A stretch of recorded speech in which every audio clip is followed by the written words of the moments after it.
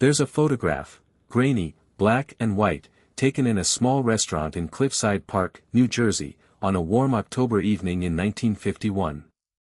A heavy-set man in a rumpled suit sits at a corner table, a napkin still tucked into his collar, a half-eaten plate of food in front of him. His eyes are open. He never saw it coming.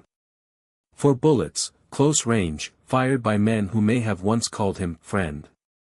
This was Willie Moretti, a man who once ruled half of New Jersey's underworld, who counted senators and singers among his acquaintances, who could make a phone call and change the outcome of a young crooner's career.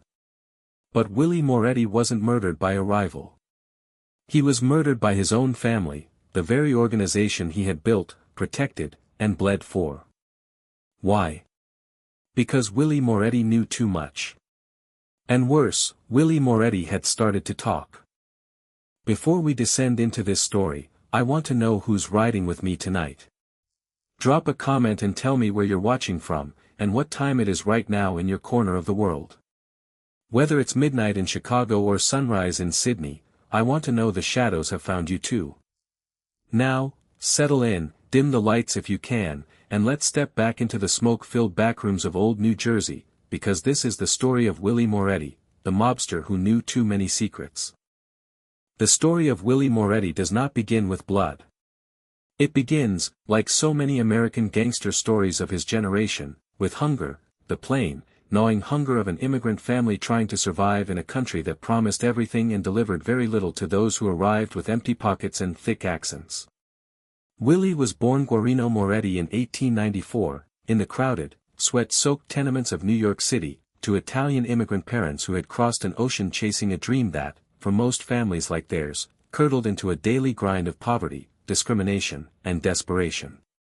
The streets of his childhood were loud with a dozen languages, thick with coal smoke and the smell of cheap cooking oil, and lined with men who had learned that the law existed to protect people who looked nothing like them. In neighborhoods like the one where Willie grew up, a boy learned very quickly that there were 2 Americas. There was the America in the newspapers and the political speeches, an America of opportunity, hard work, and reward. And then there was the Real America, the one visible from a tenement window, an America where Italian immigrants were spat on in the street, denied jobs, blamed for crime they hadn't committed, and left to fend for themselves in neighborhoods the police patrolled only to harass, never to protect. It was in this second America that young Willie Moretti came of age, and it was this second America that shaped every decision he would go on to make. He was not a large man, not physically imposing in the way some gangsters of legend were, but he had something more valuable on the streets, an easy charm, a quick wit, and an unshakable, almost magnetic confidence. Where other boys scowled and postured, Willie smiled and joked, disarming people before they even realized they'd been maneuvered. Even as a teenager, he understood something that would define his entire career, that violence was a tool, sometimes a necessary one, but that charm, loyalty, and relationships were the real currency of power. He was, in the language the streets would come to use for men like him, connected, before he even knew what that word truly meant, connected not through blood, not yet, but through an intuitive understanding of how favors, debts, and friendships could be woven together into something resembling an empire.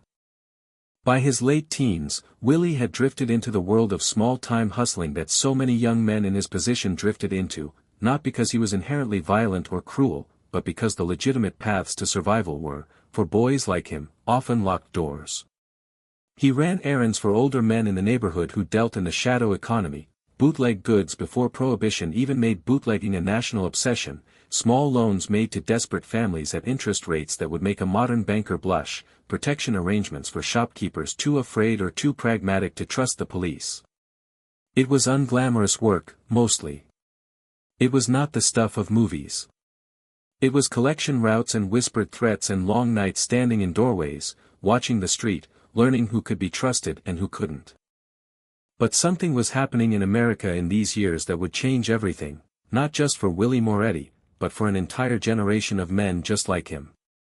In 1920, the United States passed the Volstead Act, and Prohibition became the law of the land. Overnight, the sale of alcohol, one of the most widely consumed, deeply embedded parts of American social life, became illegal. And almost as quickly, an entire shadow industry sprang into being to meet a demand that had not disappeared, only gone underground. Men who had spent their youth running small hustles in immigrant neighborhoods suddenly found themselves standing at the entrance of the single greatest criminal opportunity in American history. Willie Moretti did not hesitate. Few men in his position did. He threw himself into the bootlegging trade with the same charm and cunning that had defined his youth, but now the stakes were exponentially higher, and so were the rewards. Trucks rolling through the night carrying crates of liquor smuggled down from Canada or distilled in hidden stills in the New Jersey countryside. Speakeasies tucked behind unmarked doors, their existence known only to those who'd been given the password, the nod, the wink. Willie learned to move through this world not as a common thug, but as an organizer, a man who understood logistics, who could negotiate between rival crews, who could smooth over the kind of disputes that in the hands of lesser men would have ended in gunfire.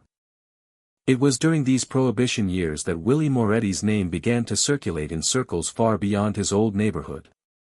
He was becoming known, not yet famous, not yet feared in the way he would later be, but known. Known as a man who could get things done. Known as a man whose word, once given, could be trusted, which in the criminal underworld was a rarer and more valuable currency than any amount of cash. And it was during these years that Willie made the connection that would define the rest of his life, the relationship that would carry him from small-time hustler to one of the most powerful organized crime figures on the entire eastern seaboard. He became close, deeply, personally close, with a young man who would go on to become one of the most legendary figures in American organized crime history, Francesco Castiglia, the man the world would come to know as Frank Costello. The two men were cut from remarkably similar cloth. Both were Italian immigrants who had clawed their way up from nothing. Both understood, instinctively, that brute force alone built nothing lasting, that real power in the underworld came from relationships, from information, from the careful cultivation of favors owed and debts collected. Where other bootleggers and gangsters ruled through fear and violence alone, Costello and Moretti built something closer to a diplomatic network, an underworld built on handshakes as much as on threats. Their partnership would prove to be one of the most consequential in the history of American organized crime. Costello, cerebral and calculating, would go on to become known as the Prime Minister of the Underworld, a man so skilled at navigating the corridors of political power that he counted judges, police commissioners, and elected officials among his personal friends and beneficiaries.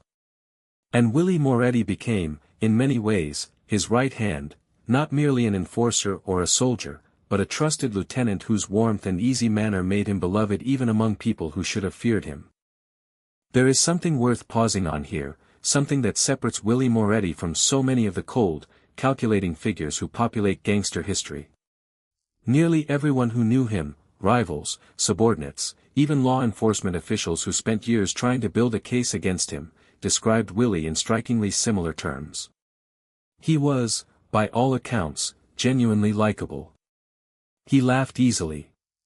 He was generous with money, often to a fault, handing out cash to struggling families in his neighborhood, picking up checks at restaurants, sending flowers to funerals of people he barely knew.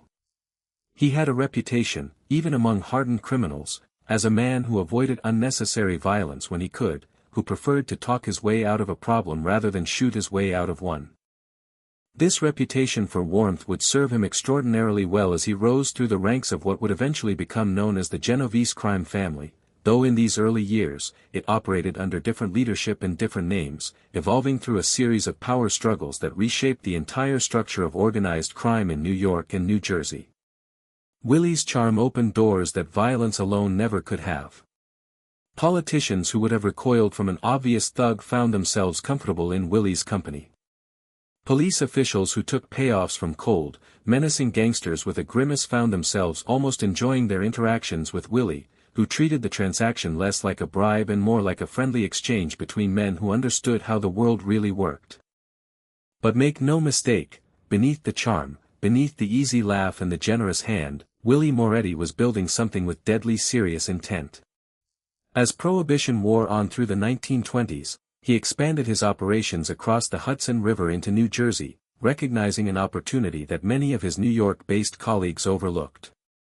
New Jersey, with its sprawling suburbs, its network of small towns, and its comparatively less scrutinized law enforcement, was fertile ground for a man looking to build an independent power base. Willie set up shop in Bergen County, in towns like Hasbrouck Heights and Cliffside Park, towns that would come to be so associated with him that locals would later joke the mayor answered to Willie before he answered to the governor. He built a gambling empire that would eventually become the foundation of his fortune and his power: bookmaking operations, illegal casinos, numbers rackets that reached into nearly every working-class neighborhood in the region. And crucially, he built this empire not merely through intimidation, but through relationships with local police, local politicians, and local judges who found it more convenient, and often more profitable, to look the other way. Willie Moretti understood something that many gangsters of his era never fully grasped: that true power was not the power to hurt people, but the power to make people want to protect you. By the time Prohibition ended in 1933, a moment that spelled financial ruin for many bootleggers who had built their entire operations around the illegal liquor trade, Willie Moretti was untouched. He had diversified. He had built relationships that would outlast any single criminal enterprise. He had positioned himself not as a bootlegger who happened to also run some side rackets, but as a genuine power broker, a man whose influence stretched from the gambling dens of Bergen County to the highest echelons of what was becoming one of the most powerful crime families in America. And it was in these years, as the 1930s gave way to the 1940s, that Willie Moretti's life would intersect with something that would make him, briefly, one of the most famous gangsters in the entire country, not because of a violent crime, not because of a headline-grabbing murder, but because of his connection to a skinny young singer from Hoboken with a voice that would soon captivate the entire world. A young man named Francis Albert Sinatra. The story of how Willie Moretti helped launch Frank Sinatra's career, a story that would follow both men for the rest of their lives, whispered about, denied, exaggerated, and mythologized in equal measure, is where we will pick up our tale. Because it was this relationship, more than any other single factor, that would begin to draw a level of attention to Willie Moretti that a man in his position could not afford. Fame, for a man who had spent his entire life mastering the art of operating in the shadows, was the single most dangerous thing that could happen to him. And Willie Moretti, ever generous, ever warm, ever unable to say no to a friend in need, was about to become famous. He didn't know it yet, sitting in his favorite restaurant booth in the early 1940s, laughing with friends, a king of his own small kingdom in the towns of northern New Jersey. But the clock had already started ticking. Because in the world Willie Moretti had built for himself, a world of favors, friendships, and carefully cultivated goodwill, there was one truth that could not be avoided forever. The higher a man climbs in that world, the more he sees. And the more he sees, the more dangerous he becomes to the very people who helped him climb. Willie Moretti was about to see everything. And one day, that would be exactly what got him killed. By the early 1940s, Willie Moretti was no longer a rising figure in the underworld, he had arrived. He was a made man of significant stature within what was becoming known as the Genovese crime family, one of the 5 families that carved up New York and the surrounding region into carefully negotiated territories of vice, extortion, and quiet political influence. But Willie's kingdom was different from most. While other capos ruled through fear alone, holed up behind armed guards and closed doors, Willie held court in the open, in restaurants and social clubs across Bergen County, New Jersey, where he was as likely to be found holding a baby at a christening as he was negotiating a gambling debt. He had, in the years since Prohibition ended, built something that looked less like a criminal cell and more like a shadow government, a network of loyalty that ran through police departments, town halls, union halls, and, increasingly, into the world of entertainment. It's important to understand what New Jersey looked like through Willie Moretti's eyes in this era. Places like Cliffside Park, Hasbrouck Heights, and Palisades Park were not merely towns where he happened to live, they were extensions of his personal domain. Local police captains owed him favors. Local judges, whether through bribery or simple pragmatic self-interest, understood that certain matters were better handled quietly, with a phone call to Willie, rather than through the machinery of the courts. He ran a sprawling gambling operation, bookmaking on horse races, high-stakes card games, numbers rackets that touched nearly every working-class family in the region who occasionally allowed themselves the small thrill of a bet they couldn't quite afford. And because Willie understood, better than almost anyone in his line of work, that goodwill was worth more than gold, he ran his operation with a peculiar kind of generosity. Struggling families in his neighborhoods received quiet envelopes of cash around the holidays. Local charities found themselves, mysteriously, always able to make budget. Willie Moretti was, in the truest sense, a local legend, beloved by many of the very people who should have feared him most. It was against this backdrop, a man at the height of his local power, comfortable, confident, generous almost to the point of carelessness, that Willie Moretti's path crossed with a struggling young singer from across the Hudson in Hoboken, New Jersey. His name was Francis Albert Sinatra, and in the early 1940s, he was a talented but relatively unknown vocalist trying to break free from a restrictive contract that bound him to bandleader Tommy Dorsey's orchestra. The mythology surrounding this moment in American entertainment history has grown so large, so embellished through decades of retelling, most famously immortalized, in fictionalized and exaggerated form, in Mario Puzo's The Godfather, where a version of this very story became the inspiration for the infamous horse's head scene. That separating fact from legend requires a careful hand. But at the core of the mythology sits a kernel of documented truth, confirmed by multiple biographers, FBI files, and contemporaries who lived through the period. Frank Sinatra, in the early 1940s, was bound to Tommy Dorsey by a contract so restrictive it entitled Dorsey to a significant percentage of Sinatra's future earnings, potentially for the rest of his career. It was, by any reasonable account, an exploitative arrangement, and Dorsey, recognizing the extraordinary talent he had under contract, had no intention of releasing his rising star without a fight. Sinatra, desperate and increasingly convinced that his career would be strangled in its infancy by Dorsey's grip, turned to the man who could solve problems that the ordinary channels of the entertainment business could not. Willie Moretti and the Sinatra family shared roots in the same tight-knit Italian-American communities of northern New Jersey. Some accounts suggest Willie may have even served, in some informal capacity, as something like a godfather figure connected to the Sinatra family through the deep, interwoven social fabric of Hoboken's Italian community. Whatever the precise nature of the relationship, what is not disputed is this: young Frank Sinatra came to Willie Moretti for help, and Willie Moretti, ever the man who could not resist doing a favor for a friend, agreed to help him. What happened next has been debated, dramatized, and mythologized for more than 80 years. The most commonly repeated version of the story holds that Willie Moretti, or men acting on his behalf, paid a visit to Tommy Dorsey. Some versions of the tale claim a weapon was produced during the conversation. Some claim Dorsey was told, in language that left little room for negotiation, that either his signature would appear on a release form, or Dorsey's signature would be the last thing he ever signed. What we know with more certainty is that Dorsey, who had spent months refusing to release Sinatra from his contract despite escalating offers of buyout money, suddenly and inexplicably agreed to let the young singer go, for a fraction of what his contract was legally worth, a sum so small it raised eyebrows across the entire music industry.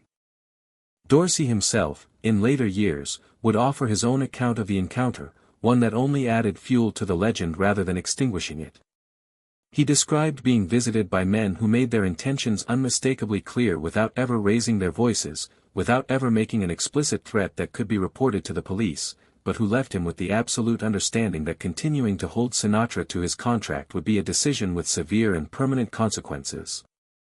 Whether or not the visit involved the kind of cinematic menace that would later be dramatized in film, the gun on the table, the whispered ultimatum, the underlying truth remains consistent across every credible account. Willie Moretti intervened, and because of that intervention, Frank Sinatra walked free of a contract that could have shackled his career for years, perhaps forever.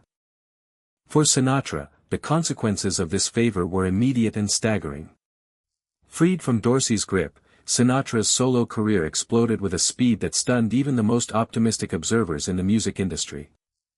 Within a matter of months, he was filling concert halls with screaming young fans, the phenomenon so intense it would later be given a name, Sinatramania, that presaged the kind of hysteria that would later greet Elvis Presley and, eventually, the Beatles. He became not merely a popular singer but a genuine cultural phenomenon, a symbol of a new kind of American celebrity, and within a decade, one of the most beloved and successful entertainers the country had ever produced. But Frank Sinatra never forgot who had opened that door for him. And this is where the story of Willie Moretti takes on a deeper, more human dimension, because the relationship between the two men did not end with a single favor. It evolved, over the years, into something resembling genuine friendship, or at least the closest approximation of friendship that could exist between a world-famous entertainer and a powerful organized crime figure who had helped make that fame possible. Sinatra would go on to be photographed with Willie Moretti at social events. He would perform, on more than one occasion, at gatherings and functions connected to Willie and his associates. Later, when journalists and eventually federal investigators began digging into Sinatra's associations with organized crime, associations that would haunt him, in various forms, for the rest of his career, Willie Moretti's name would appear again and again, inextricably linked to the young singer whose career he had helped launch.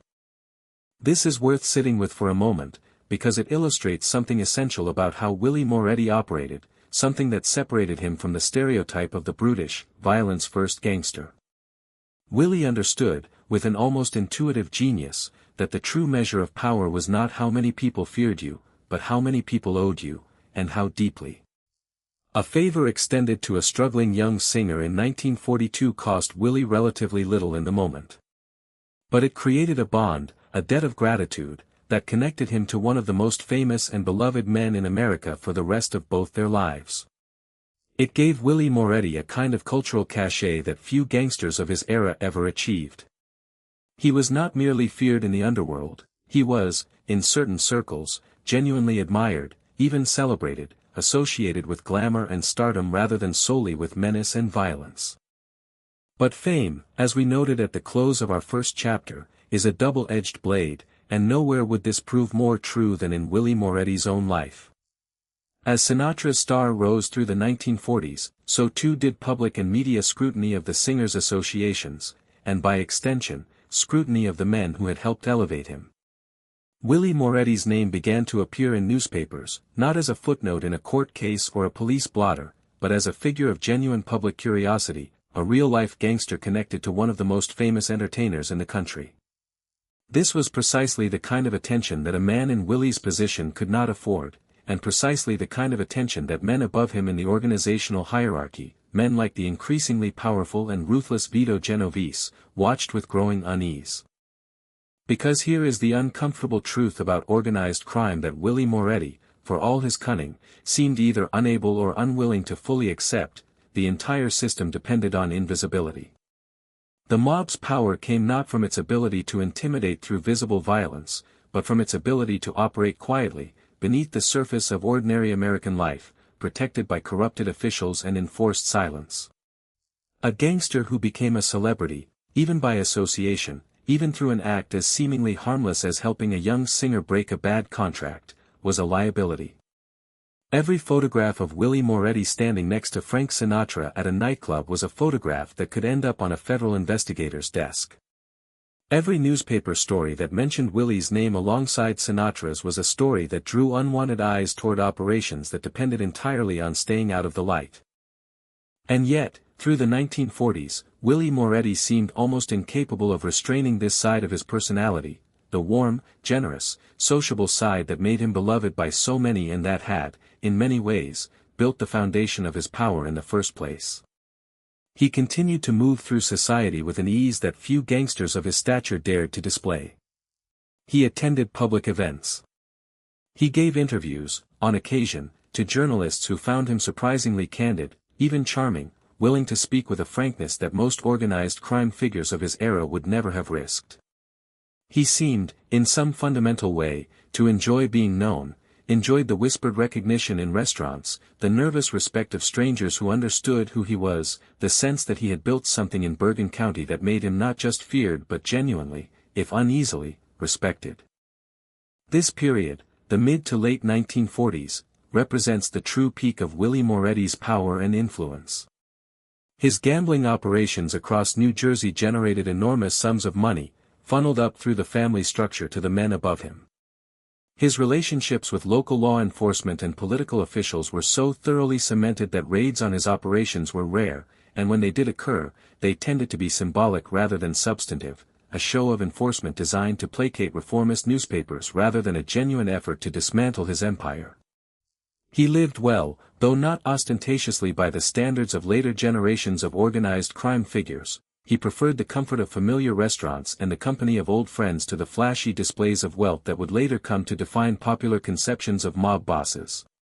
He was, by the standards of his world, a man who had achieved something close to the American dream his immigrant parents had crossed an ocean chasing: wealth, respect, security, and a network of relationships that seemed, on the surface, unshakable. But beneath this surface of stability and success, forces were gathering that would eventually converge to destroy everything Willie Moretti had built. The federal government, largely indifferent to organized crime through much of the 1930s and early 1940s, was beginning to shift its posture.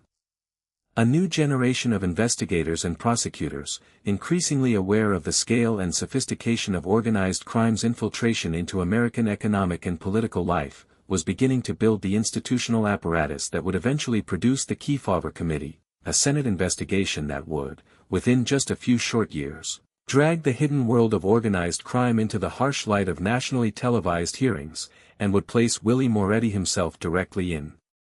front of the cameras, forced to answer questions under oath about a life built entirely on the assumption that it would never need to be explained to anyone. And within the organization itself, a shift in power was underway that would prove even more dangerous to Willie than any federal investigator. Vito Genovese, ambitious, ruthless, and possessed of a cold calculating instinct that stood in stark contrast to Willie's warm, relationship-driven approach to power, was maneuvering to consolidate control over the family that would eventually bear his name. Genovese viewed men like Willie Moretti not as valuable, beloved lieutenants, but as loose ends, men whose visibility, whose talkativeness, whose deep entanglement in public life represented an unacceptable risk to an organization that depended on secrecy above all else. There was something else, too, something quieter, sadder, and more human than the machinations of federal investigators or ambitious rivals. Those closest to Willie in these years began to notice changes in him. The easy charm remained, mostly, but there were moments of confusion, lapses in judgment, a certain unpredictability that had not been present in the sharp, calculating young man who had built an empire out of Prohibition-era bootlegging decades earlier. Some attributed it to the stresses of his position. Others, more perceptively, recognized the early signs of something more serious, a physical and neurological decline that would, in time, prove to be one of the most consequential and tragic aspects of Willie Moretti's entire story. Whispers began to circulate, quietly at first, among the men who worked alongside him, that Willie was no longer entirely himself. That the man who had spent decades mastering the art of discretion was, increasingly, saying things he shouldn't. That the mind which had once been sharp enough to navigate the treacherous politics of organized crime with effortless charm was beginning, in ways both subtle and alarming, to fail him. For an organization built entirely on silence, an unreliable man at the highest levels was not merely a liability. He was a death sentence waiting to be carried out. The only question was who would give the order, and when. Willie Moretti did not see it coming. Even as the federal government's investigators began quietly building files on his operations, even as Vito Genovese's ambitions grew sharper and colder, even as his own mind began, in ways he likely did not fully understand himself, to betray him, Willie continued to move through his world with the same warmth, the same generosity, the same easy confidence that had carried him from a Prohibition-era bootlegger to one of the most powerful and beloved gangsters in the entire New York metropolitan region. He was, in these years, a man standing at the absolute summit of everything he had built, and utterly unaware that the ground beneath him had already begun, quietly and irreversibly, to crumble. The Kefauver hearings were coming. And when they arrived, Willie Moretti would do something that no man in his position was ever supposed to do. He would sit before the cameras, before the senators, before the entire watching nation, and he would talk. There are moments in history when the machinery of an entire nation seems to pause, if only for a few weeks, and turn its attention towards something it had spent decades trying not to look at too closely. For the United States in the early months of 1951, that moment arrived in the form of a traveling Senate committee, 5 men and a small army of investigators, led by a tall, earnest, ambitious junior senator from Tennessee named Estes Kefauver, a man whose name, within a matter of months, would become synonymous with the single most consequential public exposure of organized crime in American history. And for Willie Moretti, a man who had spent nearly 3 decades mastering the art of operating comfortably in the shadows while maintaining, simultaneously, a surprisingly public and well-liked presence in the towns of northern New Jersey, the arrival of the Kefauver Committee would prove to be the beginning of the end. To understand why the Kefauver hearings landed with such seismic force on American public life, it helps to understand the peculiar historical moment in which they occurred. The early 1950s were a period of enormous anxiety and transformation in the United States, a nation flush with post-war prosperity and technological optimism, yet simultaneously gripped by a deep, pervasive unease about hidden threats lurking beneath the surface of ordinary American life. This was the dawn of the Cold War, the era of Joseph McCarthy's rise, a time when Americans had become newly, almost obsessively attentive to the idea that dangerous, coordinated conspiracies might be operating invisibly within their own communities, their own institutions, their own government. Into this atmosphere of heightened suspicion stepped Estes Kefauver, proposing something that had never before been attempted on this scale, a comprehensive Senate investigation into the structure, scope, and reach of organized crime across the entire United States, conducted not behind closed doors, but increasingly, as the hearings progressed and public fascination grew, in front of live television cameras. Television itself was the crucial, transformative variable in this equation. In 1951, television was still a relatively new presence in American homes, a technology that had exploded in popularity in the years immediately following World War II, but that had not yet been tested as a vehicle for genuinely significant news and public affairs programming on the scale that the Kefauver hearings would ultimately achieve.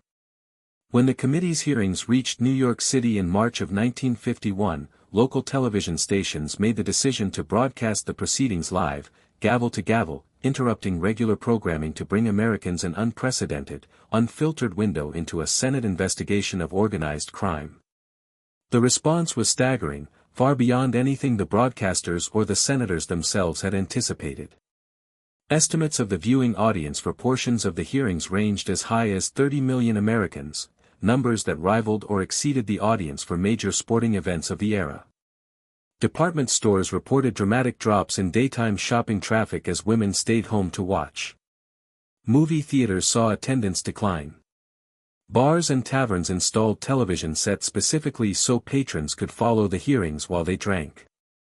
For a period of several weeks, the Kefauver Committee hearings became, quite simply, the most captivating entertainment event in the entire country, even though, or perhaps precisely because, what audiences were watching was not entertainment at all, but a genuine, high-stakes reckoning with the hidden criminal infrastructure that had quietly embedded itself into American economic and political life. The committee's investigators had spent months building their case before the cameras ever rolled, compiling evidence, identifying witnesses, and mapping out what they believed to be the interconnected structure of organized crime operations stretching from New York and New Jersey through Chicago, New Orleans, and beyond. Willie Moretti's name had appeared on their radar early in this process, and for good reason. His gambling operations across Bergen County were hardly a secret to anyone who had spent time in the region. His relationships with local police officials and elected leaders were, by this point, so well established that they had become something close to an open secret, discussed with a kind of weary resignation by reform-minded journalists and citizens who had long since given up hope that local law enforcement would ever seriously challenge his operations. When the call came for Willie to appear before the committee, it was, in some sense, an invitation that had been building toward inevitability for years, the natural consequence of a life lived, in certain crucial respects, far too visibly for a man in his particular line of work. Those closest to Willie in the weeks leading up to his scheduled testimony reportedly expressed genuine concern about how he would handle the appearance. His attorneys, well aware of both the legal risks involved in testifying before a Senate committee and the increasingly apparent signs of Willie's cognitive decline, attempted to prepare him as thoroughly as they could, coaching him on the importance of invoking his Fifth Amendment right against self-incrimination whenever questions ventured into legally dangerous territory, urging him to keep his answers brief, guarded, and non-committal. Other organized crime figures called before the committee during this same period had, for the most part, followed exactly this strategy, offering terse, evasive non-answers that frustrated the senators and investigators but that protected the witnesses from providing any usable legal ammunition. Frank Costello himself, when his turn came before the committee, would famously refuse to allow his face to be shown on camera, resulting in the surreal, now iconic television image of Costello's hands, nervously drumming and twisting on the witness table, visible to the viewing audience while his face remained deliberately, strategically hidden from view, a moment that became, in its own way, one of the most memorable images of the entire hearing process, precisely because of what it refused to reveal. Willie Moretti, when his moment came, took an entirely different approach, though it is far from clear that this was ever a deliberate strategic choice on his part, as opposed to simply the natural, uncontrolled expression of a personality and a mind that could no longer maintain the careful discipline his attorneys had tried so hard to instill in him.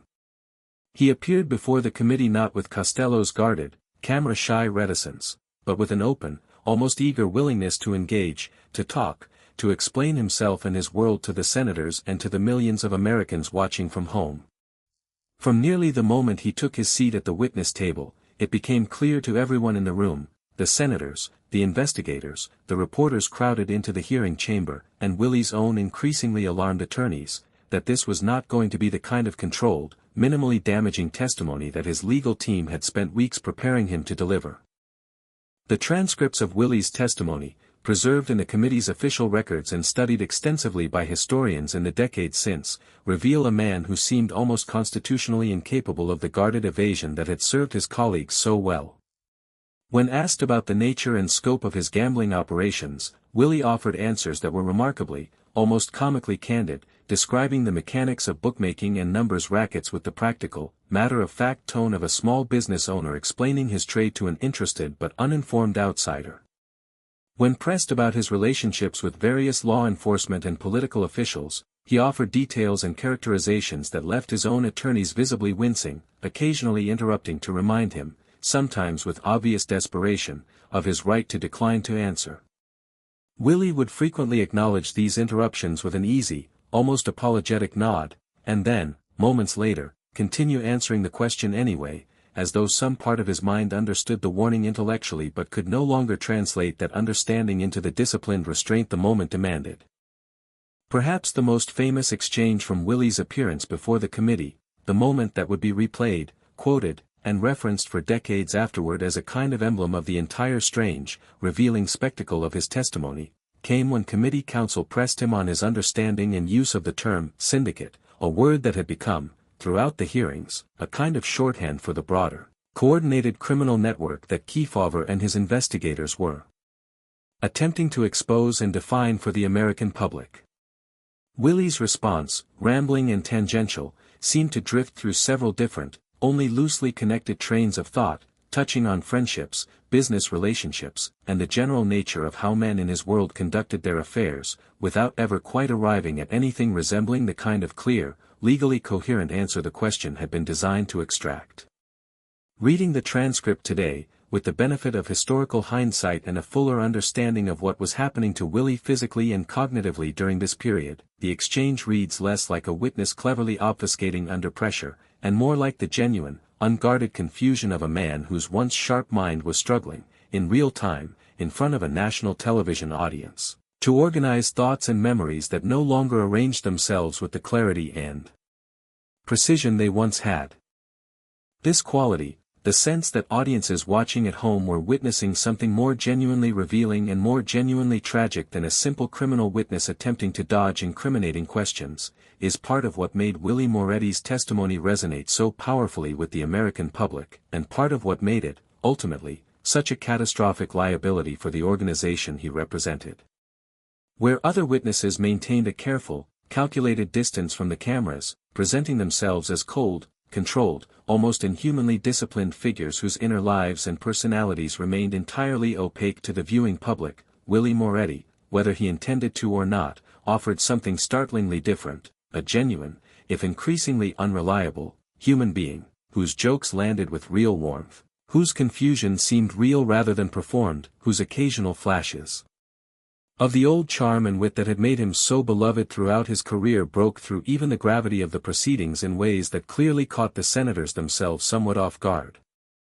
Newspaper reporters covering the hearings frequently noted, with a mixture of fascination and something close to genuine affection, Willie's tendency to address the senators with an easy familiarity that bordered on friendliness, as though he genuinely believed, perhaps, in some diminished corner of his mind, he actually did believe, that this was simply another conversation among men who might, under different circumstances, have been friends.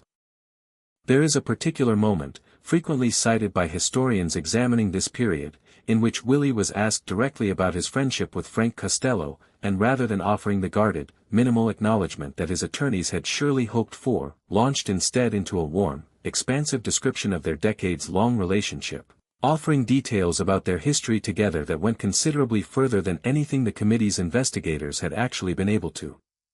independently document through their own research. In moments like this, Willie was not merely failing to protect himself legally, he was actively supplying the committee, and by extension the American public, with confirmation of relationships and structures that organized crime figures had spent generations working to keep entirely hidden from public scrutiny. It is difficult to overstate how significant a breach this represented, not merely for Willie's own legal exposure, but for the broader security and operational integrity of the criminal organization he had served for nearly 3 decades. The senators themselves, and the committee's chief counsel, Rudolph Halley, who conducted much of the actual questioning throughout the hearings, appeared to sense fairly quickly that they had encountered, in Willie Moretti, a witness fundamentally different from the disciplined, tight-lipped figures who had preceded him. Some historical accounts suggest that Halley and his fellow investigators deliberately adjusted their questioning strategy once they recognized Willie's unusual candor, adopting a more conversational, less confrontational tone specifically designed to keep him talking, to encourage the kind of expansive, unguarded responses that were proving so much more revealing than the terse non-answers they had grown accustomed to extracting from other witnesses. Whether or not this represented a genuinely deliberate strategic choice, the effect was unmistakable. Willie Moretti's testimony before the Kefauver Committee stands, even today, as one of the most substantively revealing pieces of testimony offered by any organized crime figure during the entire multi-city hearing process, not because Willie set out to be an informant, not because he had any conscious intention of betraying his associates or his organization, but simply because the disciplined, guarded version of himself that had once made him such an effective and trusted figure within his criminal world had, by this point in his life, largely ceased to exist. For the millions of Americans watching from their living rooms, Willie Moretti's appearance offered something they had rarely, if ever, been given before, a glimpse of an actual, functioning organized crime figure who seemed, in his unguarded moments, disarmingly ordinary, a heavy-set, aging man with an easy laugh and a rambling manner of speech, discussing an underworld that had previously existed for most Americans only as an abstraction, a shadowy menace glimpsed through sensationalized newspaper headlines and Hollywood dramatizations. This humanization proved to be one of the most significant and lasting legacies of Willie's testimony, contributing in a genuine, measurable way to a broader shift in American public consciousness regarding organized crime, a shift away from viewing it as a distant, almost mythical threat, and toward understanding it as a genuinely embedded, human, and dangerously influential presence within ordinary American communities and institutions. But this same humanizing, revealing quality that made Willie's testimony so significant for the broader American public made it, simultaneously, catastrophic for his standing within his own criminal organization. As the hearings concluded and the transcripts and news coverage of Willie's testimony continued circulating through the following weeks and months, the reaction among his associates and superiors within the organization shifted from initial embarrassment to something considerably darker and more consequential. Men who had spent decades operating according to an absolute, unbending code of silence, a code that Willie himself had helped enforce and uphold throughout most of his career, now found themselves confronting the uncomfortable reality that one of their most senior, most trusted figures had, however unintentionally, however sympathetically explicable given his declining health, become precisely the kind of uncontrolled security risk that their entire world was designed to prevent. It is worth noting, in closing this chapter, the particular cruelty embedded in the position Willie found himself in during these hearings, a cruelty that becomes clearer with the benefit of historical hindsight and a fuller understanding of his medical circumstances. Here was a man whose entire adult life had been built around an almost intuitive genius for discretion, for knowing precisely what to say and what to withhold, for reading a room and calibrating his words with the kind of instinctive precision that had allowed him to navigate treacherous underworld politics for nearly 3 decades without ever becoming a serious legal liability to himself or his associates. And now, in the most consequential public moment of his entire career, before the largest audience he would ever address, that very faculty, the discretion, the calibration, the careful reading of stakes and consequences, had begun to fail him, stripped away by an illness he likely did not fully understand himself, leaving behind a version of Willie Moretti who could still summon the warmth and charm that had always defined him, but who could no longer reliably deploy the discipline and caution that warmth had always, throughout his career, been carefully balanced against. Willie Moretti left the Kefauver hearings, in the spring of 1951, having unwittingly become one of the most talked about and, in certain circles, most beloved figures to emerge from the entire multi-city investigation, a strange, bittersweet kind of fame for a man whose entire criminal career had depended on precisely the opposite, on remaining, as much as possible, comfortably invisible to the broader currents of American public life.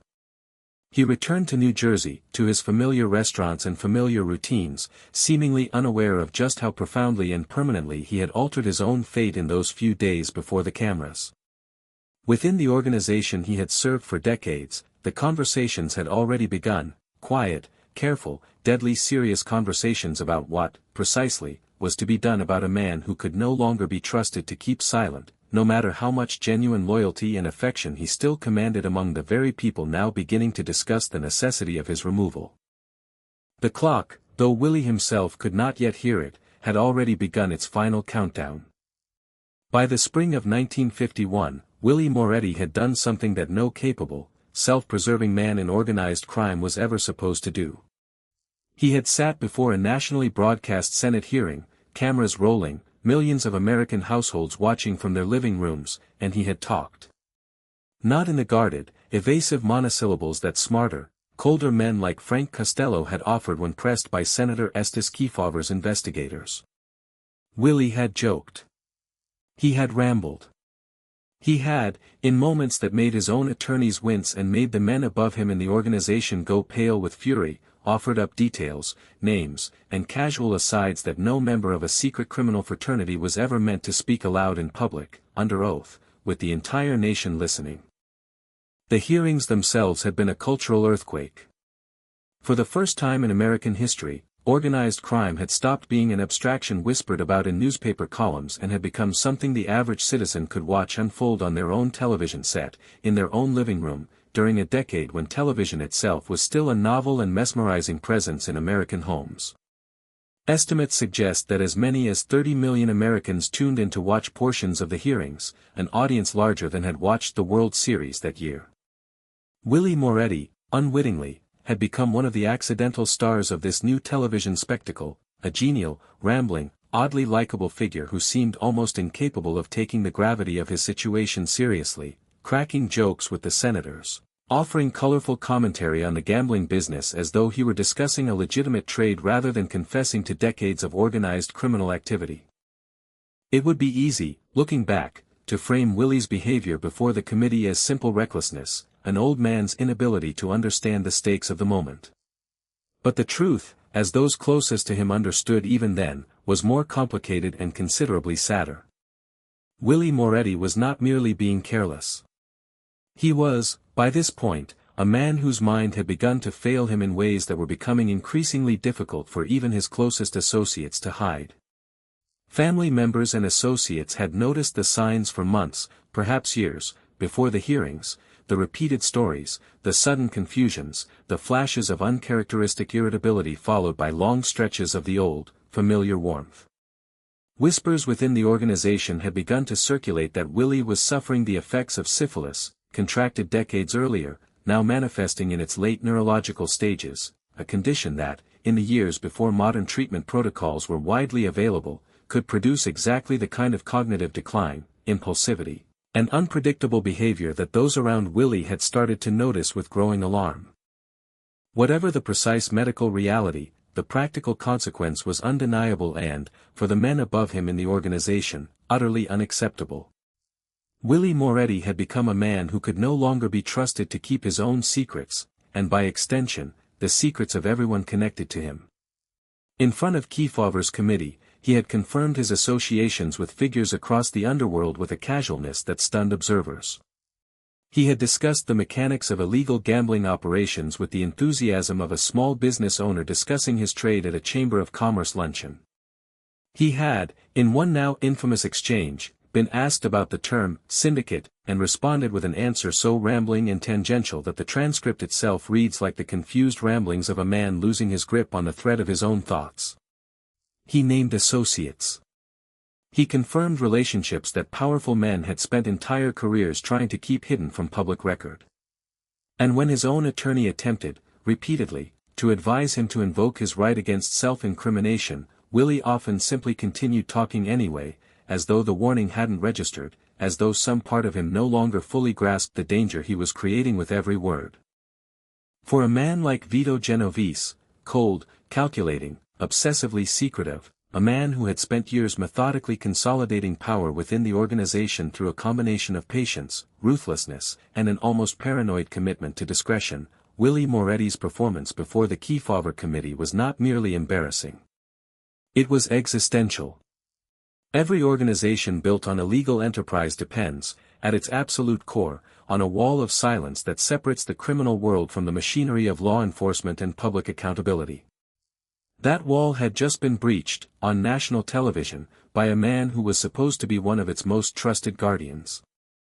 And the breach had not come from a rival, not from an informant working undercover, not from a captured associate broken down after hours of police interrogation. It had come from within, from a man whose loyalty had never genuinely been in question, but whose mind, tragically, could no longer be relied upon to protect the secrets he had spent a lifetime accumulating. In the weeks following the hearings, the mood surrounding Willie Moretti among his former friends and associates shifted in ways that those closest to him could feel but perhaps did not want to fully acknowledge. The warmth that had always characterized his relationships within the organization began, subtly at first, to cool. Phone calls that once came promptly began arriving late, or not at all. Meetings that Willie expected to be included in began happening without him. Men who had once sought his counsel, who had once valued his relationships with local police and politicians as one of the organization's most valuable assets, began speaking of him in the past tense even while he was very much still alive, referring to what he had once been able to do, what he had once been capable of, as though eulogizing a man who hadn't yet died. This is one of the most quietly devastating aspects of Willie Moretti's final chapter, and it's worth sitting with for a moment rather than rushing past it in service of the more dramatic beats to come.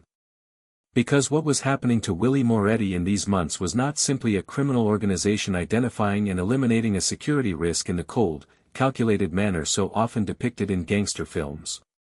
It was something more painfully human, a man's decline being observed, in real time, by the very people who had once loved him, men who had grown up with him, who had shared meals and celebrations and decades of loyalty with him, who now found themselves forced to reckon with the fact that the friend they had known was disappearing, replaced by someone increasingly unpredictable, increasingly dangerous to be around, increasingly a stranger wearing a familiar face.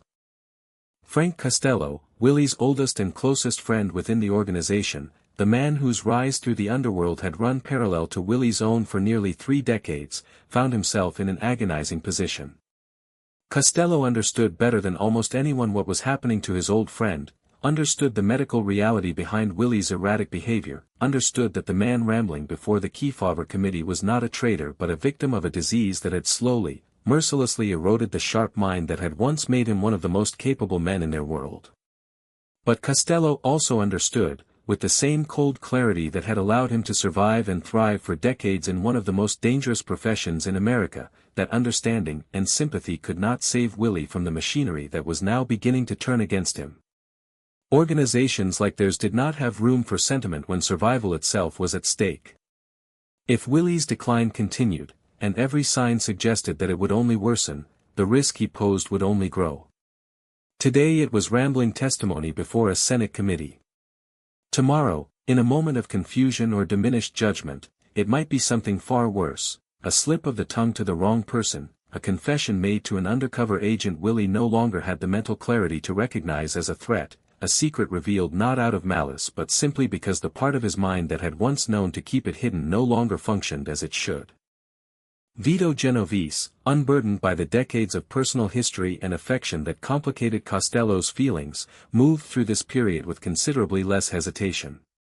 Genovese had, for years, viewed Willie Moretti as a rival power center within the organization, a man whose independent relationships with police, politicians, and now, uncomfortably, the world of celebrity and entertainment, represented a kind of influence that existed outside Genovese's direct control. The Kefauver hearings gave Genovese something he had perhaps been waiting for, a legitimate, defensible justification for removing a man whose continued existence he had already begun to view as inconvenient to his own ambitions. It is one of the darker ironies of organized crime history that Willie's tragic medical decline, a circumstance entirely outside his control, a condition he had likely contracted decades earlier during the very years he was building the relationships and reputation that made him so valuable, became the pretext under which his own organization began actively planning his execution. Word began to move quietly through the upper echelons of the family structure in the months following the hearings. There is no single, universally agreed upon account of exactly when the decision was finalized, or precisely which men were involved in the deliberations that sealed Willie Moretti's fate. This is, in itself, characteristic of how such decisions were made within organizations like his, not through a single dramatic confrontation, but through a slow accumulation of quiet conversations, careful positioning, and the gradual withdrawal of the protection and goodwill that had once surrounded a man at the peak of his power. What is documented, through later testimony, FBI surveillance records, and the accounts of associates who spoke to investigators and journalists in subsequent years, is that by the summer of 1951, the question being discussed among the highest levels of the organization was no longer whether Willie Moretti had become a liability. It was simply a matter of when, and how, that liability would be resolved. There is something worth noting about how Willie himself seemed to move through these final months, a detail that appears again and again in the accounts of people who encountered him during this period, and one that lends the entire story a particular, aching poignancy. Willie did not seem to sense, or perhaps could not fully process, the danger closing in around him. He continued his routines with the same warmth and openness that had defined him for decades. He continued eating at his favorite restaurants, greeting old friends, holding court in the same familiar corners of Bergen County that had been his domain for a generation. Some who encountered him during this period described a man who seemed, if anything, more relaxed, more expansive, more inclined to share stories and reminisce about old times than he had been in years, the very qualities, tragically, that made him such fond company to those around him, and that made him such an unpredictable threat to the men now quietly plotting his elimination. Family members would later recall moments during this period that, in hindsight, carried a terrible weight, small warnings, half-spoken concerns from associates who perhaps sensed the danger gathering but who, bound by the same codes of silence that had governed Willie's entire life, could not or would not speak plainly about what was coming. There is a particular kind of tragedy embedded in this part of the story, a man who had spent his entire career mastering the art of reading a room, of sensing danger before it fully materialized, of navigating the treacherous currents of underworld politics with instinctive skill, that same man, in the final chapter of his life, seemed to have lost the very perceptiveness that had kept him alive and thriving for nearly 5 decades. Whether this was purely a consequence of his declining health, or whether some part of him sensed what was coming and simply chose, with a kind of weary resignation, not to fight against the inevitable, is a question that no historical record can definitively answer. By the early autumn of 1951, the machinery of Willie Moretti's death had been set irrevocably in motion. The men who would carry out the killing were selected. The timing began to be discussed with the cold logistical precision that characterized such decisions within the organization, considerations of where Willie could reliably be found, which of his routines offered the cleanest opportunity, how the operation could be carried out with minimal risk to the men assigned to execute it. And through all of this quiet, deadly planning, Willie Moretti continued his life exactly as he always had, warm, generous, unsuspecting, a man who had spent decades building relationships he trusted absolutely, now surrounded, without his knowledge, by the machinery of his own organization preparing to end his life. It is worth pausing here, at the close of this chapter, to reflect on the particular cruelty embedded in this moment of Willie Moretti's story, a cruelty that separates his death from so many of the more straightforwardly violent gangland killings that populate the history of organized crime. Willie was not killed by a rival organization in a war for territory. He was not killed as retribution for a betrayal of loyalty, in the traditional sense that word is usually understood in the underworld. He was killed, in the most fundamental sense, by his own illness, by a disease that had slowly stolen the sharpness of mind that had made him valuable, and that had, in its place, left behind a version of the man who could no longer be trusted to protect the secrets he had spent a lifetime accumulating. The organization that Willie Moretti had served loyally for decades, the men he had considered friends, the empire he had helped build from nothing, all of it turned against him not out of hatred, but out of the same cold, unsentimental calculus that had always governed their world. A threat, however tragic its origins, however undeserved, had to be eliminated before it could cause irreparable damage. Autumn deepened into the final weeks of Willie Moretti's life. The plan had been set. The men had been chosen. And somewhere in Cliffside Park, New Jersey, in a small, unassuming restaurant that Willie had frequented for years, a table was waiting, though Willie himself had no way of knowing that the next time he sat down for a familiar meal among familiar faces, it would be the last meal of his life. The morning of October 4, 1951, dawned unremarkably over Cliffside Park, New Jersey, a small, tightly knit borough tucked into the folds of Bergen County, a town so thoroughly woven into Willie Moretti's world that locals had long since stopped pretending they didn't know exactly who he was and exactly what he did. There was no sense of foreboding in the air, no cinematic shift in the weather to signal that history was about to be made in this quiet corner of suburban New Jersey. It was, by every account left behind by those who were there, simply another day, the kind of ordinary Thursday that fills the vast majority of any person's life, remarkable only in hindsight, only because of what would happen before the sun went down. Willie Moretti had, by this point in his life, settled into a routine that reflected both his declining health and his enduring habits. He was 57 years old, though those who saw him in these final months often remarked that he seemed older, heavier, slower, his once sharp eyes sometimes clouded with a kind of distant confusion that had become increasingly familiar to those around him.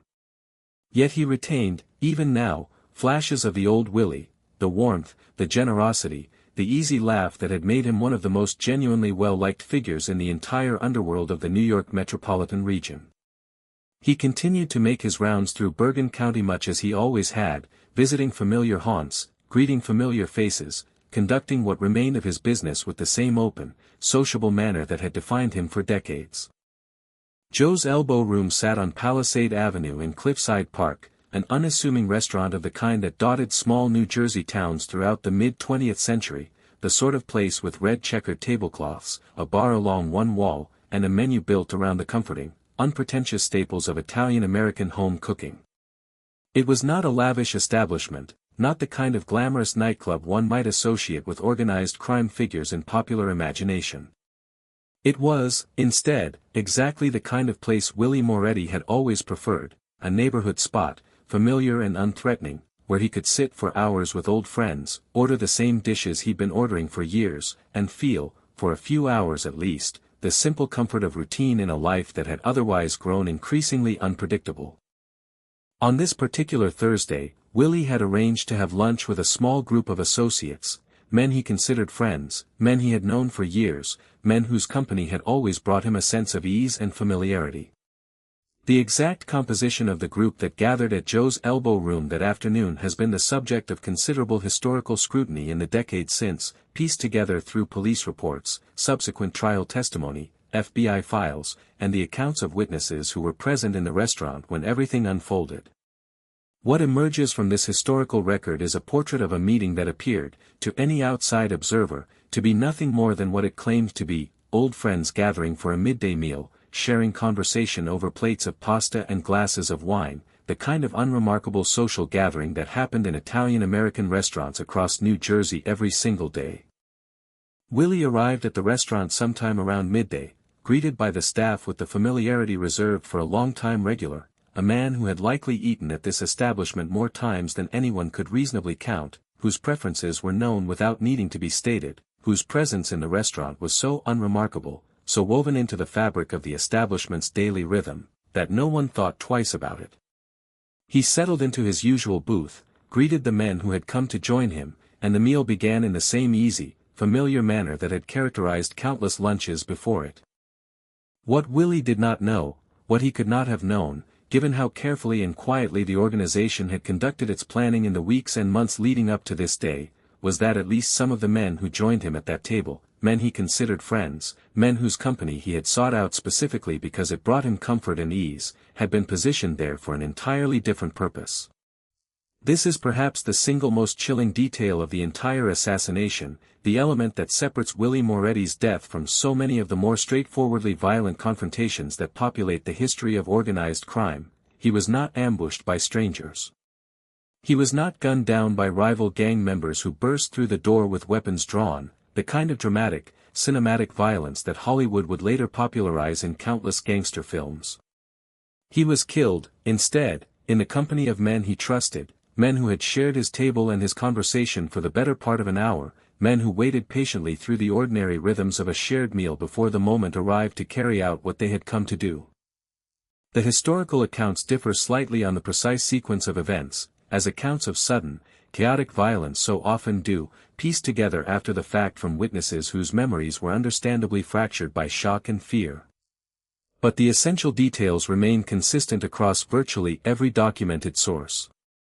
As the meal was winding down, some accounts specifically note that Willie still had food on his plate, that a napkin remained tucked into his collar in the manner of a man fully at ease, fully unsuspecting, fully absorbed in the simple pleasure of a meal shared with company he trusted. The men at the table produced weapons and opened fire. It was, by all accounts, fast. Mercifully fast, in the sense that Willie Moretti, unlike some victims of organized crime violence who endured prolonged, deliberately brutal deaths intended to send a message or extract information, appears to have died within moments, likely before he had any real opportunity to process what was happening to him. Multiple gunshots were fired at close range. Willie was struck several times, accounts vary slightly on the exact number of wounds, with most settling on 4 direct hits, consistent with a professional, deliberate execution rather than a chaotic, undisciplined burst of violence. He slumped in the booth where he had been sitting, the meal in front of him unfinished, the napkin still tucked into his collar, his eyes reportedly still open in an expression that several early responders and witnesses would later describe, with a kind of haunted specificity, as one of simple, uncomprehending surprise. The men responsible for the shooting did not linger. In the chaos that erupted in the restaurant, the screams of other patrons, the sudden eruption of violence in a space that had, moments before, been filled with nothing more dramatic than the ordinary murmur of lunchtime conversation, the shooters made their exit with the same calm efficiency that had characterized their approach. They disappeared into the streets of Cliffside Park, melting back into the fabric of a town that Willie Moretti himself had, for decades, dominated with a combination of charm, generosity, and quiet, absolute control. By the time police arrived, summoned by the restaurant staff and terrified patrons, there was no trace of the men who had carried out the killing, no witnesses willing or able to offer a description precise enough to lead to a meaningful identification, no physical evidence left behind that could conclusively tie the murder to any specific individual. This, too, is characteristic of how organized crime violence typically operated in this era, and it is worth pausing to note the particular, almost surgical precision with which Willie Moretti's murder was carried out. There was no manifesto left behind, no public statement, no attempt to claim responsibility or to frame the killing as retribution for any specific, identifiable offense. The silence that followed the shooting was, in its own way, as significant as the violence itself, a silence that spoke to the deeply institutionalized nature of the decision that had led to Willie's death, a silence that reflected an organization operating with the discipline and coordination of men who had done this kind of thing before, and who understood, with cold clarity, that the less said, the safer everyone involved would remain. Police arriving at the scene found a situation that, while shocking to the ordinary residents of Cliffside Park, was hardly unfamiliar to law enforcement officials across the New York metropolitan region who had spent years, in some cases decades, tracking the violent internal politics of organized crime. Willie Moretti's body was examined, photographs were taken, including the now famous image that would circulate widely in newspapers across the country in the days that followed, an image that captured, with stark and unsettling clarity, the surreal juxtaposition of ordinary domesticity and sudden violence. A man slumped at a restaurant table, a napkin at his collar, a half-finished meal in front of him, for bullet wounds having ended a life that had spanned nearly 6 decades and touched, in ways both criminal and surprisingly benevolent, an extraordinary number of people across New Jersey and beyond. The investigation that followed, predictably, went nowhere. Detectives interviewed restaurant staff, interviewed the other patrons who had been present at the time of the shooting, interviewed the associates who had been sitting at Willie's table when the gunfire erupted. And predictably, in a pattern that had repeated itself countless times across the history of organized crime violence in America, no one saw anything useful. No one could offer a clear description of the shooters. No one was willing, or perhaps able, given the shock and terror of the moment, to provide testimony that could lead to a meaningful prosecution. The code of silence that had governed Willie Moretti's entire world, the very code of silence that his own increasingly erratic, increasingly public behavior had begun to threaten in the months leading up to his death, closed protectively around his killers, ensuring that no one would ever be formally charged, tried, or convicted for his murder. The news of Willie Moretti's assassination spread quickly, first through the tight-knit communities of Bergen County where he had spent decades building relationships, and then, within hours, across the entire country, carried by wire services to newspapers from coast to coast. This was, after all, a story with genuine national resonance, not merely because of the violence itself, which was hardly unprecedented in the annals of organized crime reporting, but because of who Willie Moretti had become in the public imagination in the months following the Kefauver hearings.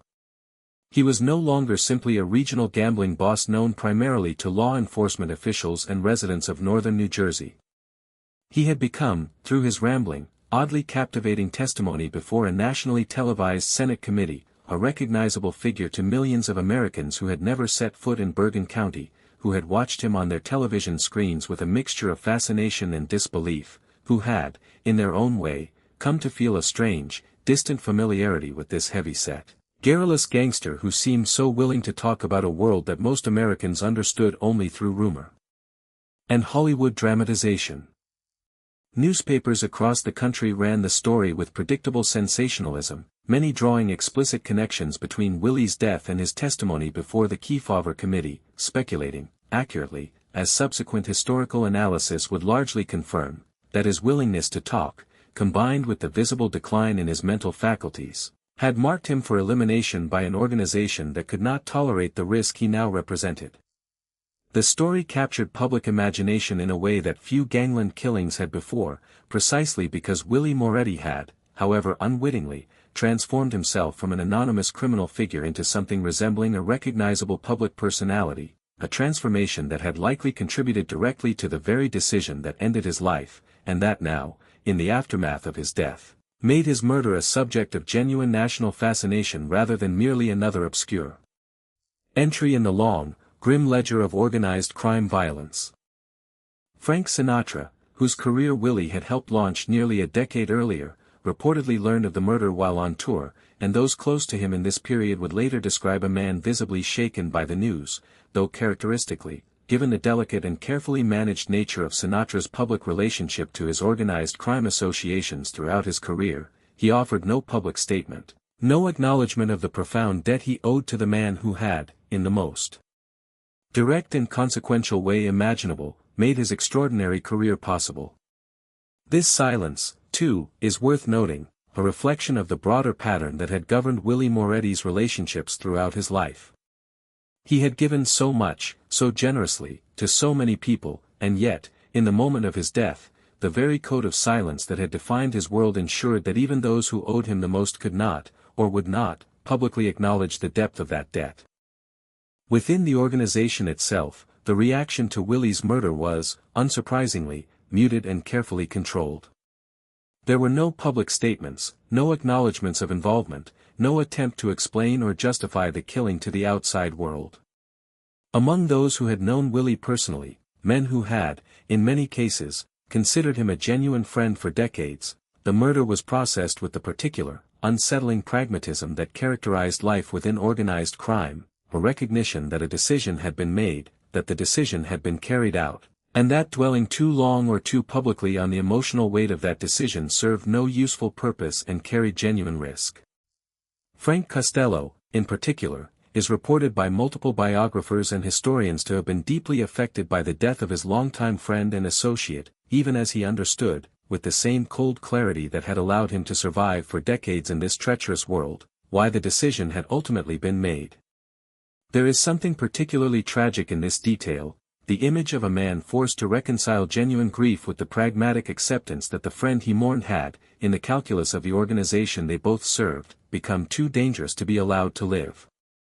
The funeral that followed Willie Moretti's death drew a crowd that reflected, in its own way, the peculiar duality of the man's life and legacy.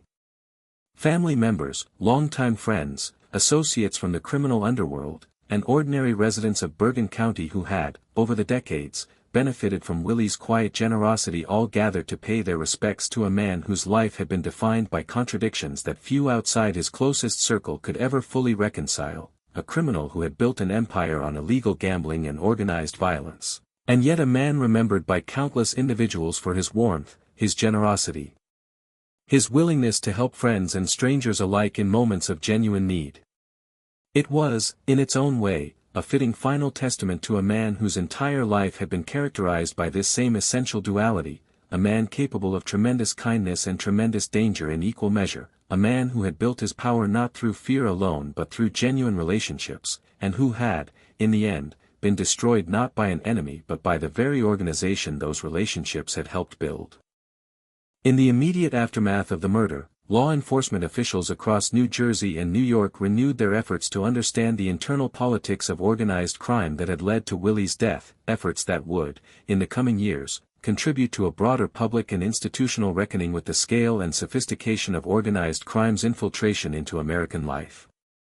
The murder of Willie Moretti became, in retrospect, one of several pivotal moments in the early 1950s that helped crystallize public and governmental attention on organized crime as a genuine, systemic threat to American institutions, a threat that could no longer be dismissed as merely a matter of isolated criminal activity confined to immigrant neighborhoods, but that had, in fact, penetrated deeply into the legitimate structures of American economic, political, and even cultural life, as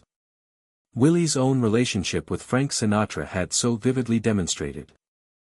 For Vito Genovese, the elimination of Willie Moretti represented a significant step in his ongoing consolidation of power within the organization, the removal of a rival power center, a man whose independent relationships and growing public visibility had represented precisely the kind of uncontrolled variable that Genovese's cold, methodical approach to power could not tolerate.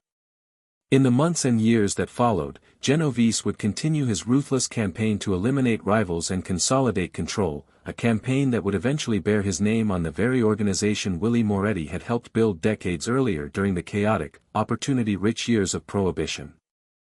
And yet, even as the organization moved forward, even as new power structures solidified in the wake of Willie's death, there remained something unresolved, something that lingered in the collective memory of those who had known him, a sense that Willie Moretti's death represented not merely the elimination of a security risk, but the tragic, almost unbearably poignant conclusion to the life of a man who had, in his own particular and complicated way, tried to build something resembling genuine connection and loyalty within a world that ultimately proved incapable of extending him the mercy that his declining health and diminishing capacity so clearly warranted. He had given so much to so many people throughout his life, favors freely extended, kindnesses casually offered, relationships built not through calculation alone but through what appears, by every credible account, to have been genuine warmth and generosity of spirit. And in the end, none of it had been enough to save him, because the world he had spent his life mastering was a world that, above all else, could not survive the presence of a man who could no longer be trusted to keep its secrets. Willie Moretti was buried in the autumn of 1951, in New Jersey soil not far from the towns he had ruled for decades, his death officially unsolved, his killers never identified, tried, or convicted, his legacy already beginning the long, complicated process of transformation from contemporary news story into historical legend, a legend that would, in the decades to come, find its way into some of the most iconic works of American popular culture, immortalized, in fictionalized form, in stories that would introduce his name, however indirectly, to generations of Americans who had never lived through the era in which he had built and lost everything. In the years that followed Willie Moretti's murder, something curious began to happen to his story, something that happens to relatively few figures in the long, crowded history of American organized crime.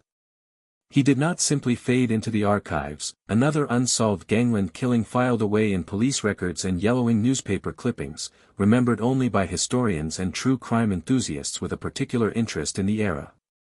Instead, Willie Moretti's life and death began, slowly and almost accidentally, to seep into the broader cultural imagination of the United States, transformed and refracted through the lens of popular entertainment until the man himself became almost inseparable from the myths that grew up around him.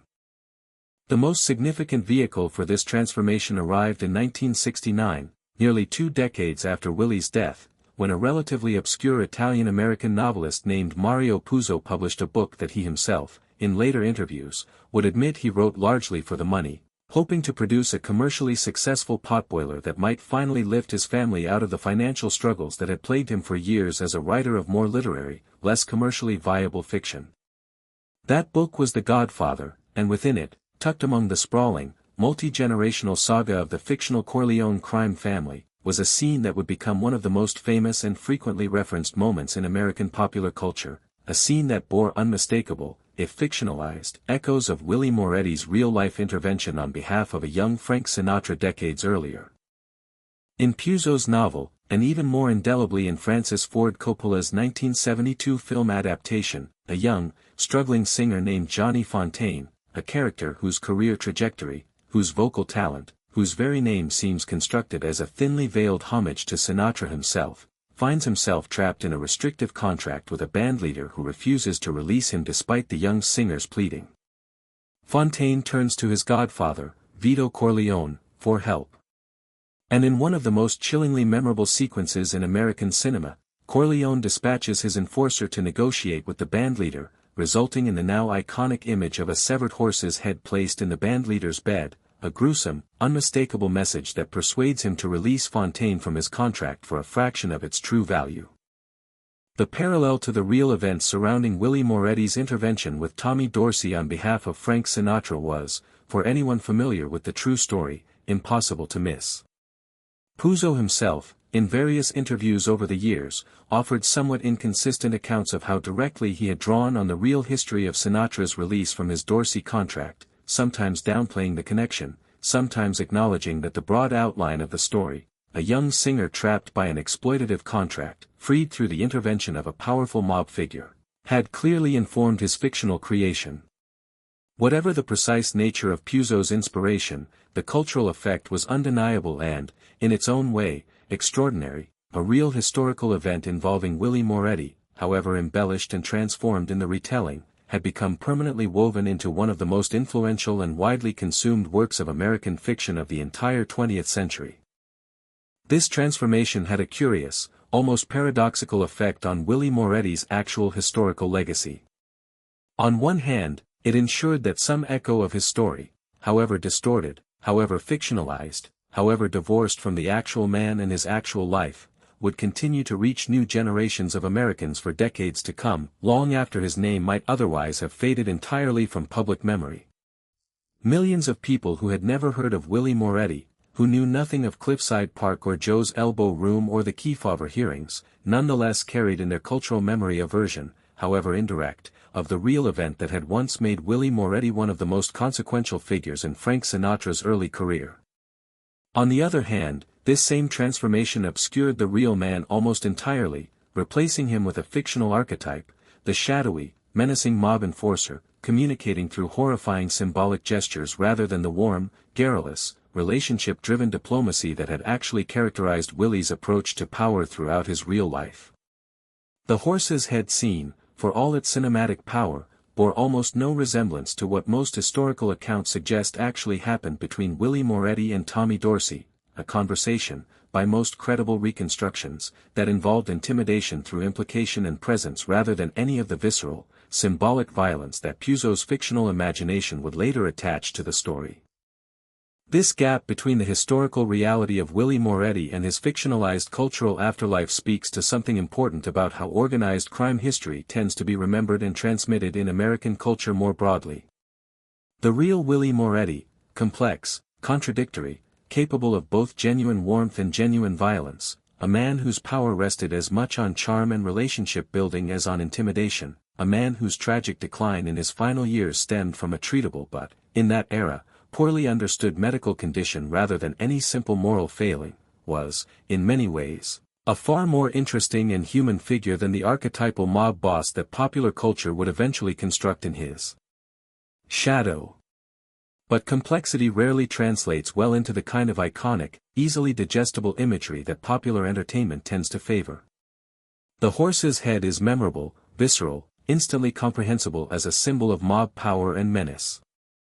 The real story, a heavy-set, aging gangster with a well-earned reputation for personal generosity, sitting down for a quiet, tense conversation with a bandleader, backed by nothing more explicitly violent than the unmistakable understanding of what refusal might cost him, simply doesn't carry the same cinematic punch, even though it may, in its own quieter way, be more genuinely unsettling precisely because of how mundane and human the exchange of implicit threat and reluctant compliance actually was. Beyond The Godfather, Willie Moretti's story would continue to surface, in various forms and with varying degrees of accuracy, throughout the subsequent decades of popular fascination with organized crime history. Biographers of Frank Sinatra, writing extensively about the singer's lifelong, carefully managed relationship with organized crime figures, a relationship that would follow Sinatra throughout his career, surfacing repeatedly in FBI investigations, congressional inquiries, and journalistic exposés, consistently returned to Willie Moretti as perhaps the single most consequential of these connections, the man whose intervention had made Sinatra's extraordinary solo career possible in the first place. Historians and journalists examining the broader arc of the Kefauver Committee hearings and their lasting impact on American public consciousness of organized crime frequently cited Willie's rambling, ultimately catastrophic testimony as one of the most memorable and consequential moments of the entire hearing process, a moment that, in retrospect, both humanized organized crime for a national television audience in an unprecedented way and simultaneously sealed the fate of the very man whose candor had made that humanization possible.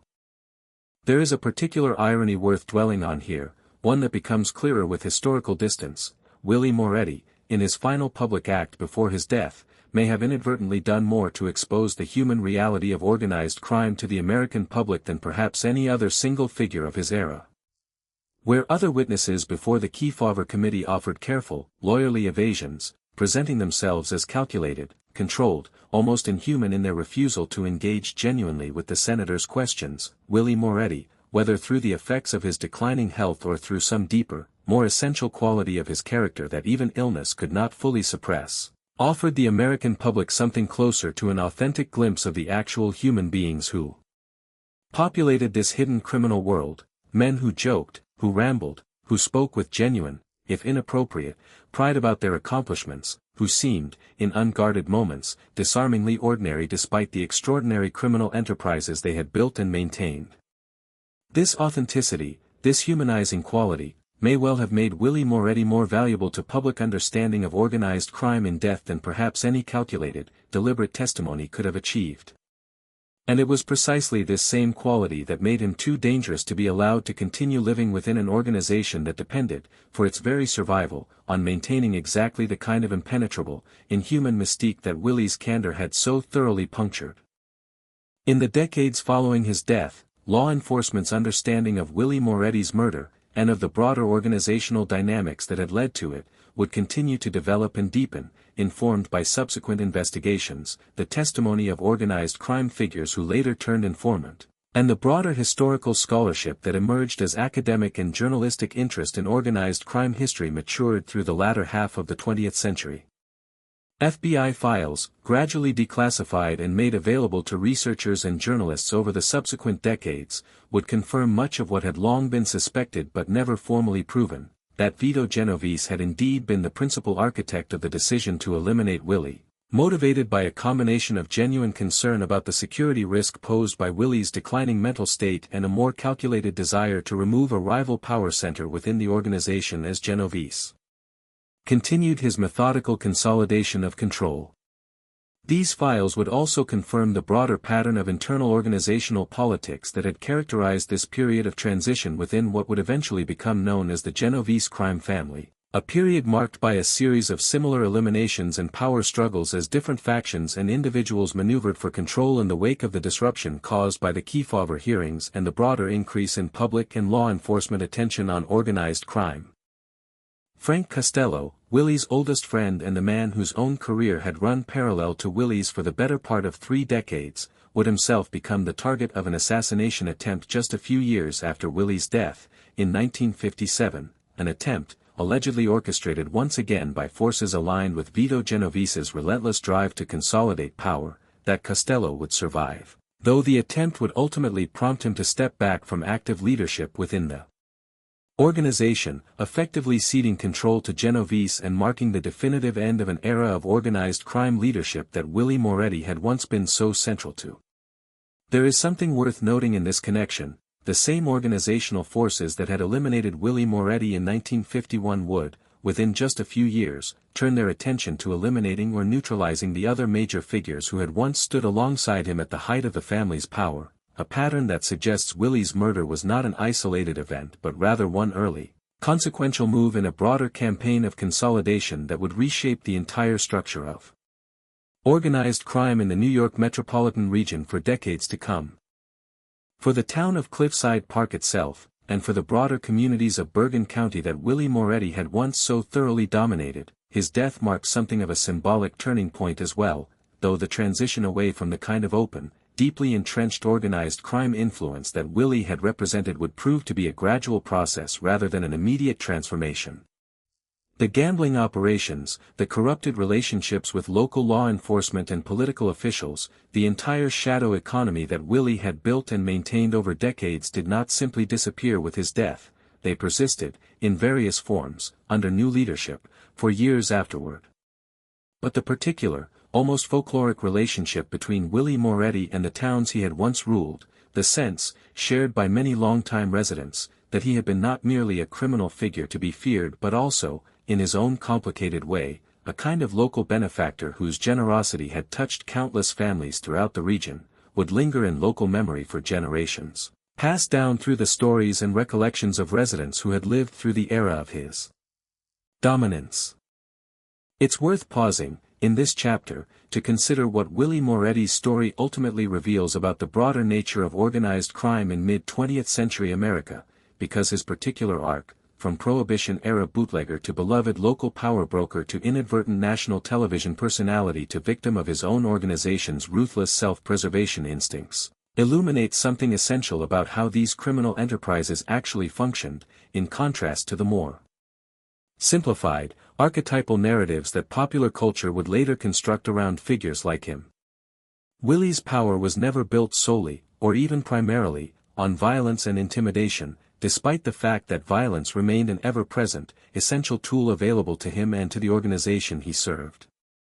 His power rested, in its deepest foundations, on relationships, on favors extended and received, on a carefully cultivated reputation for generosity and reliability, on the countless small kindnesses and interventions that had earned him genuine affection from people across a remarkably broad spectrum of society, from struggling immigrant families in his old neighborhood to one of the most famous entertainers in the entire country. And yet it was precisely this relationship-driven approach to power, this very quality that had made Willie Moretti so effective and so genuinely beloved throughout his rise, that ultimately proved fatal to him. An organization built on secrecy cannot indefinitely tolerate a member whose fundamental nature inclines toward openness, toward warmth, toward the kind of genuine, expansive human connection that inevitably creates visibility and risk. Willie Moretti's tragedy, in the end, was not simply that he fell ill, though his illness undoubtedly accelerated and intensified the crisis that led to his death. His deeper tragedy was that he had spent an entire lifetime building his power through exactly the qualities: charm, generosity, genuine sociability, an inability or unwillingness to maintain the cold, guarded distance that men like Vito Genovese cultivated so effortlessly, that would eventually make him impossible for his own organization to trust. Once age and illness had stripped away his ability to control and calibrate those same qualities with the precision and discretion he had once possessed.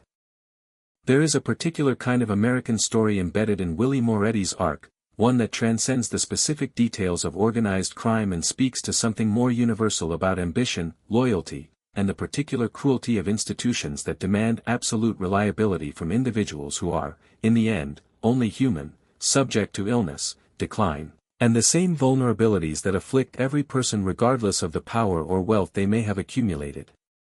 Willie Moretti climbed from genuine poverty, from the crowded tenements of an immigrant childhood, to a position of extraordinary influence and comfort, achieving in his own criminal sphere a version of the American dream that had been largely denied to his parents' generation. He built that success not through cold calculation alone, but through a genuine gift for human connection that few of his contemporaries in organized crime could match. And in the end, that same organization that his warmth and generosity had helped build and sustain for decades proved utterly unable to extend him even a fraction of the mercy and loyalty he had shown to so many others throughout his life, discarding him the moment his continued presence became, however tragically and involuntarily, a liability rather than an asset. As we move toward the final chapter of Willie Moretti's story, it's worth carrying this complexity forward, resisting the temptation to flatten his life into either a simple morality tale about the wages of crime, or a nostalgic celebration of an supposedly more honorable, more human era of organized crime governed by codes of loyalty and respect that later generations of gangsters would allegedly abandon. The truth of Willie Moretti's life, like the truth of so many figures who populate the history of American organized crime, resists such easy simplification. He was a criminal who built his fortune through illegal gambling, exploitation, and the corruption of public officials. He was also, by the overwhelming weight of historical testimony, a genuinely warm and generous man who touched countless lives with real kindness. He helped launch one of the most extraordinary careers in the history of American entertainment. He was murdered, in the end, not by an enemy, but by the very organization and the very friends whose loyalty he had spent decades cultivating, killed not for any act of genuine betrayal, but for the tragic misfortune of an illness that stripped him of the very discretion and self-control that had once made him so valuable to the people who would ultimately decide he could no longer be allowed to live. Prioritize secrecy and self-preservation above all else. That the very qualities that make a person beloved, openness, generosity, an inability to maintain cold, guarded distance from the people around them, can become, in certain contexts and under certain pressures, existential liabilities rather than assets. That illness and decline can strip away, with devastating speed, the careful discretion and self-control that a lifetime of experience has built, leaving a person exposed and vulnerable in ways that even their closest friends and allies may prove unable or unwilling to protect them from. And that history, in its long and patient work of sorting and remembering, rarely allows even its most dramatic and consequential figures to be reduced to simple categories of hero or villain, victim or perpetrator, offering us instead, in stories like Willie Moretti's, the far more uncomfortable but far more honest recognition that human beings, even those who build empires of crime and corruption, remain irreducibly, complicatedly human until the very end. Willie Moretti died on an ordinary Thursday afternoon, in a small restaurant in a town he had once ruled with a combination of charm, generosity, and quiet menace, killed by men who had once called him friend, for the crime of no longer being able to keep the secrets that his entire world had been built upon. He was buried among the towns and communities that had known him for decades, mourned by family, by longtime friends, by ordinary people whose lives he had touched with a kindness that his criminal enterprises can never fully excuse but also, perhaps, should not entirely erase from the historical record. His name lives on today, in the pages of Godfather mythology, in the biographies of Frank Sinatra, in the archives of the Kefauver Committee, in the quiet, persistent memory of a New Jersey town that has never entirely forgotten the heavy-set, warm-hearted, dangerous man who once held court in its restaurants and social clubs, offering favors and friendship in equal measure to anyone who found themselves, For better or worse, within his considerable orbit. That is where we leave Willie Moretti, not as a simple villain, not as a misunderstood victim, but as one of the most genuinely complicated figures in the long, dark, endlessly fascinating history of the American underworld. A man who knew too many secrets, who trusted too easily in the loyalty of men who ultimately valued their own survival above his, and whose final, unfinished meal at a small restaurant in Cliffside Park became, in the end, the closing scene of one of the most quietly tragic stories that the golden age of American organized crime would ever produce. If this story pulled you into the shadows tonight, if you found yourself, even for a moment, walking the streets of Bergen County alongside Willie Moretti, sharing his laughter, feeling the weight of his final unsuspecting meal, then I hope you'll consider subscribing for more tales from the underworld, more stories of the men and women who built empires in the dark corners of American history and paid, in the end, the terrible price that such empires so often demand. There are countless more stories waiting in the shadows, and I'd be honored to have you along for the next one. Until then, stay curious, stay careful about the company you keep, and I'll see you in the next story.